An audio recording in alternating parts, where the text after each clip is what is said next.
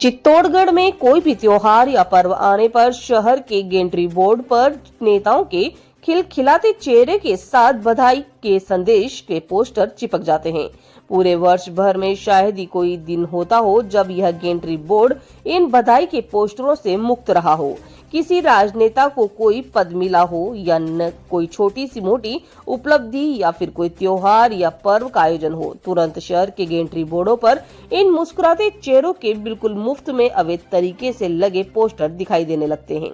वहीं इन अवैध बैनरों के लगने के कारण जिस उद्देश्य से गेंट्री बोर्ड लगाए गए हैं वह उद्देश्य दब जाता है।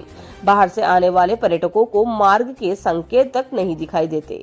कई बार बाहरी वाहनों में आने वाले पर्यटक विभिन्न चौराहों पर दुर्ग जाने या अन्य किसी स्थान पर जाने के लिए रास्ते पूछते नजर आते हैं। वहीं होली, दिवाली, त्योहारों की बधाई, जन्मदिन की बधाई, अन्य कार्यक्रमों, गरबा, डांडिया, सामाजिक समारोह आदि के लिए यहाँ स्थायी रूप से पोस्टर चिपके रहते हैं।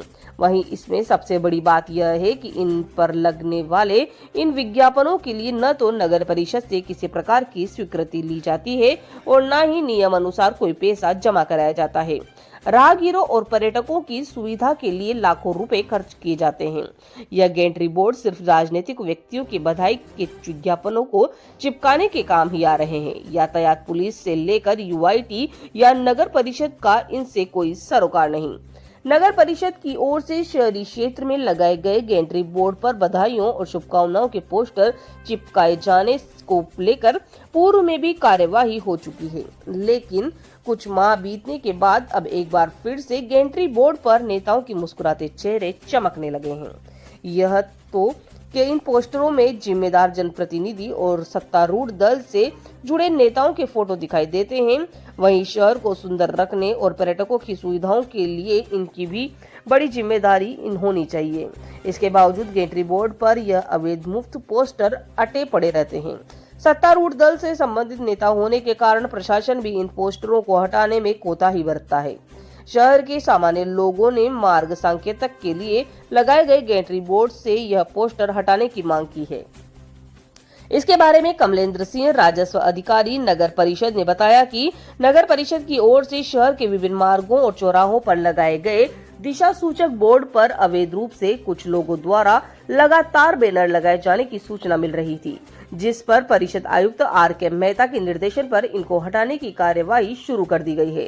साथ ही आमजन से अपील भी की जाती है कि बिना नगर परिषद के आदेश और निर्देशन के किसी भी व्यक्ति द्वारा इन दिशा सूचक बोर्ड पर बैनर लगाए जाने पर नियमानुसार कार्यवाही की जाएगी।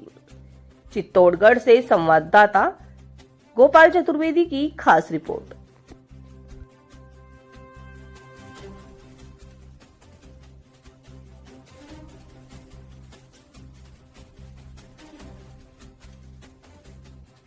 शहर में कई जगहों पर दिशा सूचक बोर्ड लगे हुए हैं, उस पर अवैध तरीके से बैनर लगाए गए हैं। किस तरह कार्रवाई की जा रही है? जैसे ही जानकारी में आया कि इस तरह के कोई विज्ञापन वगैरह लगाए हैं लोगों द्वारा, तो उन्हें हटाने के लिए टीम को कह दिया गया है। जो आगामी सप्ताह में जो भी है, जितनी भी जगह पे लग रहे हैं, उन्हें हटाने की कार्रवाई की जाएगी। करना चाहेंगे आमजन से? आमजन से यही कहना चाहूँगा कि इस तरह से सरकारी दीवारें और गेंट्री, दिशा सूचक वगैरह, इन सभी पे किसी भी प्रकार का कोई विज्ञापन न लगाएं, अन्यथा उनके विरुद्ध संपत्ति विरूपण अधिनियम के तहत कार्रवाई की जाएगी।